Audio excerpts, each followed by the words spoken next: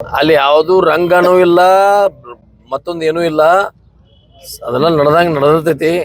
ನೀವು ಟಿವಿ ಮಾಧ್ಯಮರು ಅದಕ್ಕೆ ಬಹಳ ಮಹತ್ವ ಕೊಡ್ತೀರಿ. ಅದಕ್ಕೆ ಯಾವ ದೊಡ್ಡ ಮಹತ್ವ ಇಲ್ಲ. ಇಷ್ಟು ದಿವಸ ನಾನು ತಿಳಿತಾ ಬಗ್ಗೆ ಜಿಲ್ಲಾ ಮಧ್ಯವರ್ತಿ ಬ್ಯಾಂಕ್ದ ಯಾವುದು ಜಿಲ್ಲೆಯಲ್ಲಿ ಯಾವ ಟಿವಿಗೂ ಬರ್ತಾ ಇರಲಿಲ್ಲ, ಯಾವ ಪತ್ರಿಕಾ ಮಾಧ್ಯಮದಲ್ಲಿ ಬರ್ತಿರ್ಲಿಲ್ಲ.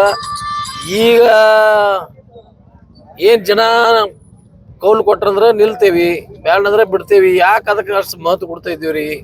ಯಾಕೋ ನೀವ ಪತ್ರಕಾರರು ಯಾಕೆ ಅದಕ್ಕೆ ಅಷ್ಟು ಜಿಲ್ಲಾ ಮಧ್ಯವರ್ತಿ ಬ್ಯಾಂಕ್ ರಣರಂಗ ಅದೇನು ಯುದ್ಧ ಹಿಂಗೆಲ್ಲ ನೀವು ದಿನ ನೀವು ಟಿವಿ ಬ್ಯಾಂಕ್ ಕೊಡ್ತೀರ. ಅದು ಕೆಲಸನೇ ಇಲ್ಲ ಬೇರೆ ಏನಂಗ ವಿಶೇಷವಾದ ಏನಿಲ್ಲ. ರಾಜ್ಯ ಮತ್ತು ಹೊರ ರಾಜ್ಯದಲ್ಲಿ ಸಾಕಷ್ಟು ಮಳೆ ಆಗಿದೆ ಸರ್, ಬೆಳೆ ಹಾನಿಗಳಾಗ್ಯಾವ, ಸರ್ವೆ ಆಗಿದೆ, ಕೊಡ್ತಾ ಇದ್ದೀವಿ. ಸರ್ವೆ ಮಾಡ್ಲಾಕ ಮೊನ್ನೆ ಅಸೆಂಬ್ಲಿಯಲ್ಲಿ ಅಲ್ಲಿ ಇದ್ರ ಬಗ್ಗೆ ಚರ್ಚೆ ಆಗಿದೆ. ಸಾಕಷ್ಟು ಶಾಸಕರು ಅಸೆಂಬ್ಲಿಯಲ್ಲಿ ಧ್ವನಿ ಎತ್ತಿದರು. ಸರ್ವೆ ಮಾಡಿ ಏನು ಯಾರಷ್ಟು ಹಾನಿ ಆಗಿದೆ ಎಲ್ಲ ದುಡ್ಡನ್ನು ಕೊಡ್ತಾ ಇದೀವಿ.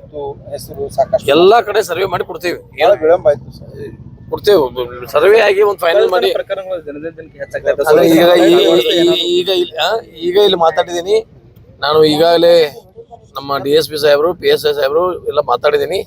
ಪೆಟ್ರೋಲಿಂಗ್ ಮಾಡಿ ಅದಕ್ಕೆ ಹೇಳಿದ್ದೀನಿ. ಚಂದ್ರಶ್ ಶೆಟ್ಟಿಹೊಳಿ ಅವರು ಎಲೆಕ್ಷನ್ ನಿಂತಿರ್ತಾರೆ, ಬಾಲಚಂದ್ರ ಜಾರಕಿಹೊಳಿ ಅವ್ರ ಜೊತೆ ಸೇರ್ಕೊಂಡು ಈಗ ಚುನಾವಣೆಯನ್ನು ಹಿಂದೆ ಸರಿದಾರೆ ಸರ್. ನೋಡ್ರಿ, ಉನ್ನತ ಮಟ್ಟದ ಚರ್ಚೆಯಲ್ಲಿ ಏನಾದರೂ ಆಗಿರಬೇಕು. ನನಗೂ ಮಾಹಿತಿ ಇಲ್ಲ. ನಾ ಮಾಹಿತಿ ಇಲ್ಲದ ಇಲ್ಲಿ ನಿಮಗೇನು ಹೇಳೋಕ್ಕಾಗೋದಿಲ್ಲ. ನನಗೆ ಕೆಲವು ಜನ ಇದ್ದಾರು. ಈಗ ಲಕ್ಷ್ಮಣ್ ಸವದಿ ಅವರು ನೀನು ನಿಲ್ಬೇಡ ಬಿಡಪ್ಪ, ಬೇರೆದವ್ರು ನಿಲ್ಸೋಣ ಅಂದ್ರೆ ನಾನು ಇನ್ನು ತಗೊಳ್ಳೋದು ಪಾಸಿಬಲ್ ಐತಿ.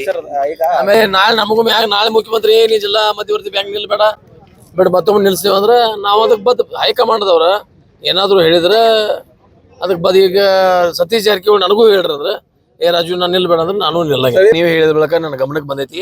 ಅದ್ರ ಬಗ್ಗೆ ಸೂಕ್ತವಾದ ಕ್ರಮವನ್ನು ತಗೋತೀವಿ.